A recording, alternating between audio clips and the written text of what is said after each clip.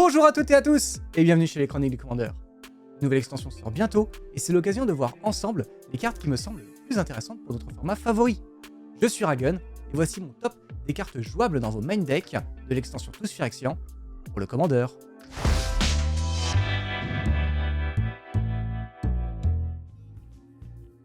Tous Phyrexian est la nouvelle extension Magic qui sortira le 10 février 2023. Depuis de nombreuses extensions, il est évident que Wizards of the Coast oriente son design vers le multijoueur, en particulier le Commandeur, et cette extension ne fait pas exception. Aujourd'hui, nous allons regarder ensemble les cartes les plus intéressantes pour le Commandeur, dans l'extension principale, mais aussi dans l'extension annexe dédiée au Commandeur. Dans cette annexe, vous pourrez y retrouver deux préconstruits, intitulés respectivement Éveil de la Rébellion, basé sur la mécanique des équipements, et Influence Corruptrice, le pack Phyrexian se basant sur les compteurs et la capacité toxique. Tous Phyrexian amène son lot de réimpressions qui fait très plaisir à revoir.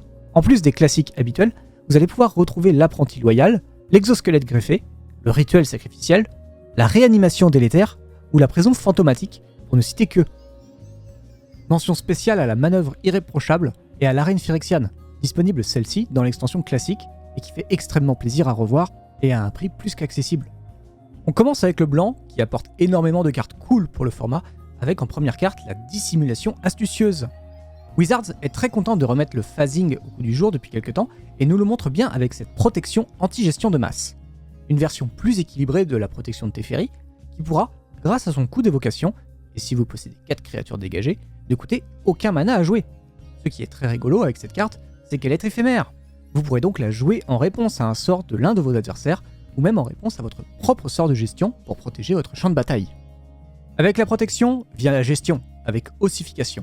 Un petit enchantement de terrain qui va exiler aussi longtemps qu'il restera en jeu une créature ou un planeswalker qu'un adversaire contrôle de votre choix. Un sort très puissant et très accessible financièrement si vous débutez dans le format. Le maître de la chapelle de Norn est un solide ange 5/4 pour 5 avec le vol et l'initiative qui va vous permettre de proliférer à chaque fois que votre commandant arrive sur le champ de bataille ou qu'il attaque. Une solide créature qui ne mourra pas facilement lors des phases d'attaque. On regrette un petit peu qu'elle ne possède pas la capacité toxique 1 qui rentabiliserait automatiquement sa capacité statique, mais la thématique compteur étant à l'honneur en ce moment, je ne doute pas que vous trouverez de très bons moyens de l'utiliser. Je termine la couleur blanche par un florilège de cartes de pioche. C'est assez rare pour le signaler, mais Tous Phyrexian apporte de très beaux sorts pour ce côté-là pour le Commandeur. Le décret de Norn, un enchantement politique qui va empoisonner les joueurs désirant vous attaquer et qui vous fera piocher à chaque fois que ce joueur est attaqué ensuite.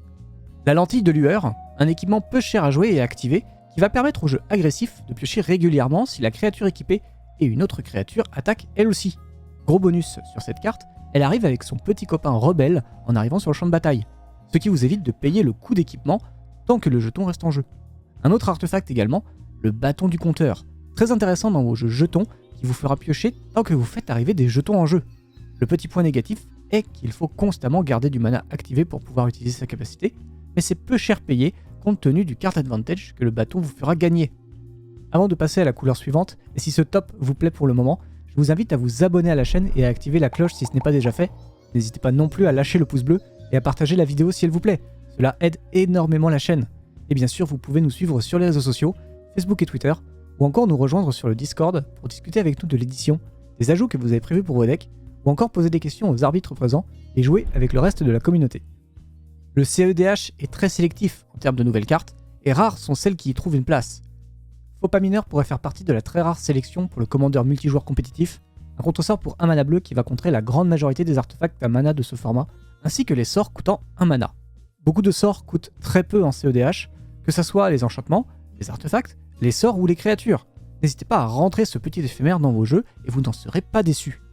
La mycosynthèse empiétante va vous permettre de transformer tous vos permanents non-terrain en artefacts en plus de leurs autres types.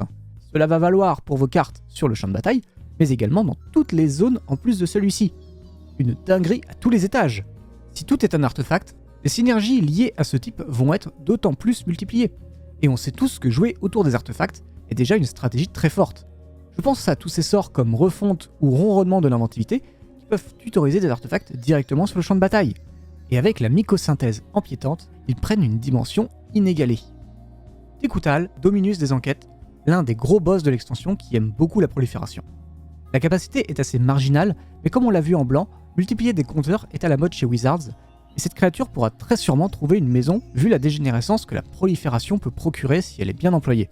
Le bonus d'indestructibilité peut être un peu dur à obtenir comparé à ses comparses, mais il a l'avantage de chercher des marqueurs parmi plusieurs permanents et pas juste un seul comme on pourrait le penser au premier abord. Une solide créature qui bloquera très bien votre champ de bataille et notamment vos Planeswalkers, permanents de choix pour subir la double prolifération que Tekutal vous offre. On termine avec le très attendu Gantelet de Sanilune, l'une des grosses cartes de l'édition tant sa puissance dans les jeux Planeswalker est débile. Sachez globalement qu'il vous suffit d'avoir entre 4 et 5 Planeswalkers en jeu pour activer le -12 et partir en tour infini avec le Gantelet. Il permet également de faire de la prolifération ciblée en augmentant le nombre de marqueurs de 1 sur l'un de vos permanents à chaque fois que vous jouez un sort non créature. De quoi partir en sucette très rapidement si aucun de vos adversaires n'a de gestion d'artefacts en sa possession. On passe au noir, avec de très bonnes communes et peu communes pour le commandeur. Lady de Sheoldred, qui va punir tous vos adversaires en leur supprimant une créature jeton ou non, ou un Planeswalker. Il est éphémère en plus, ce qui le rend encore plus violent, car vous pourrez attendre le bon moment pour lancer le sort, et pas juste pendant votre tour comme on pourrait s'y attendre de la part de ce genre d'effet. La noyade dans la Sani, encore un upgrade bien agréable dans le format, avec le bonus de prolifération que propose la carte.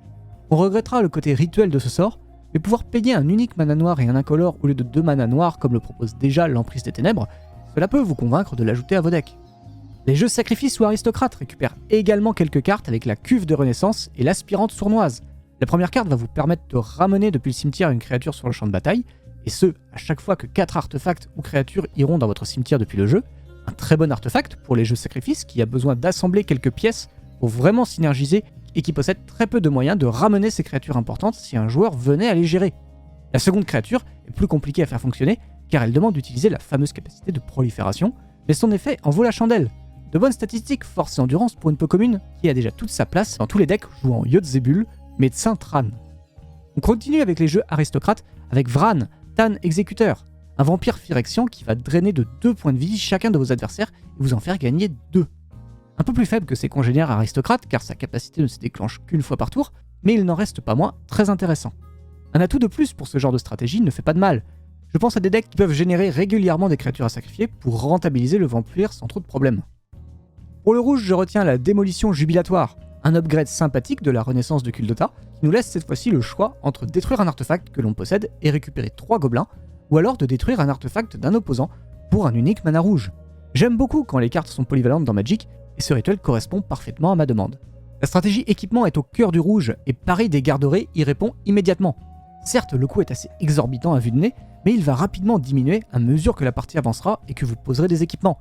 Un très bon moyen d'accélérer la partie en votre faveur, voire de la terminer si vous avez posé de puissants équipements avant de lancer le pari. Les stratégies se basant plus sur les jetons que sur les équipements ne sont pas en reste non plus, avec le rugissement de résistance.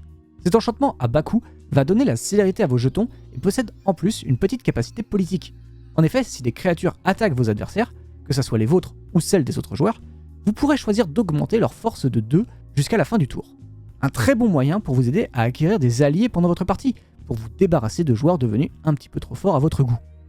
Je termine le rouge avec Tous Phyrexian, la grosse mythique rouge qui tâche, mais qui cette fois semble faire de jolies choses. Le potentiel de la carte est incroyable si vous décidez de construire votre deck autour. Un général est d'ailleurs tout trouvé pour cette carte, la Terreur Rouge. Avec le Tyrannide en jeu et l'enchantement, il suffit de placer un unique marqueur sur votre général pour partir à l'infini et tuer tous vos adversaires en un rien de temps. D'autres cartes existent à travers Magic, n'hésitez pas en commentaire à donner vos pépites pour rendre cet enchantement complètement dégénéré. Il me tarde personnellement de me la procurer pour monter de nouveaux decks autour de la mécanique des marqueurs. Autour du vert maintenant avec la position de Tyvar, un petit éphémère pour 1 vert et X qui va donner la défense talismanique et l'indestructibilité, avec en bonus le moyen de booster la force et l'endurance de votre créature. Un excellent upgrade de sort de protection vert comme on en a déjà vu, en offrant la possibilité de tuer une créature lors d'une phase d'attaque si on venait à bloquer ou à être bloqué à ce moment-là. Autre beau bestiau, le Tyrannax Rex. Bon, pas grand chose à dire sur la carte, il tatane vite et très fort, et comme je suis en train de monter un deck rouge-vert et que le dinosaure a la célérité, ça me titille un petit peu, je dois dire. Je regrette que le toxique ne soit pas de 5 pour plier la game à un joueur en un seul tour, ceci dit, mais c'est déjà pas mal compte tenu des nombreuses lignes de texte qu'il propose. Cette grosse saucisse fera le bonheur des enfants qui aiment attaquer avec d'énormes machins. La parade 4 va le rendre très difficile à tuer pour le coup, et sa célérité plus son piétinement vont lui permettre d'accéder sans souci au point de vie de vos adversaires. On reste dans le toxique avec le contaminateur enflé et le greffeur de polluants. Deux créatures possédant le toxique, certes, mais également des capacités de prolifération comme on aime bien. Le contaminateur va nous faire proliférer chaque fois qu'il inflige des blessures à un joueur, et avec le piétinement cela devrait se faire sans trop de soucis. Le second déclenchera sa capacité chaque fois qu'au moins une créature que l'on contrôle va infliger des blessures de combat à un joueur, de quoi augmenter considérablement le nombre de vos compteurs pour ne plus savoir qu'en faire.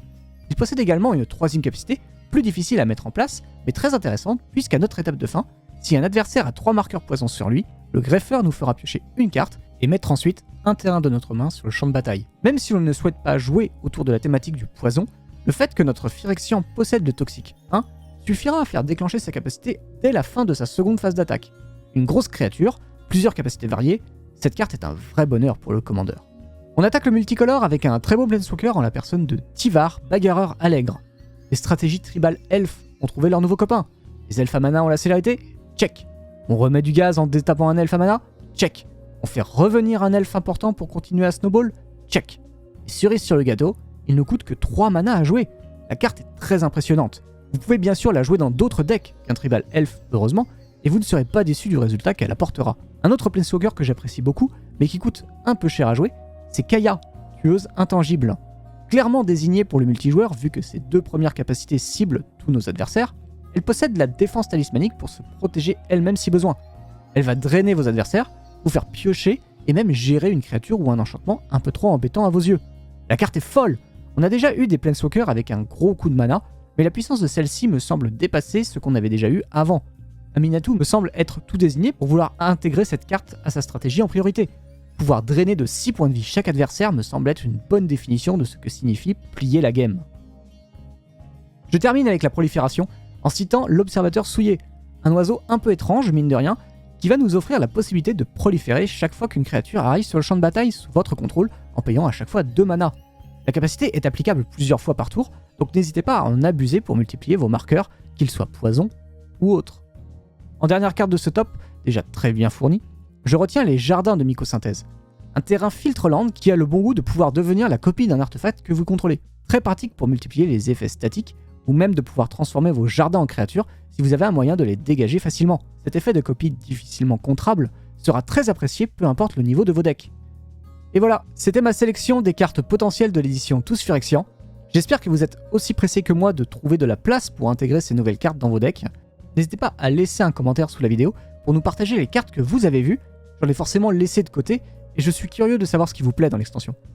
On se retrouvera en avril prochain pour la future extension qui promet beaucoup de belles choses niveau lore, j'ai bien l'impression. D'ici là, je vous fais de très gros bisous et je vous dis à très bientôt chez les Chroniques du Commander. Bye bye à tous!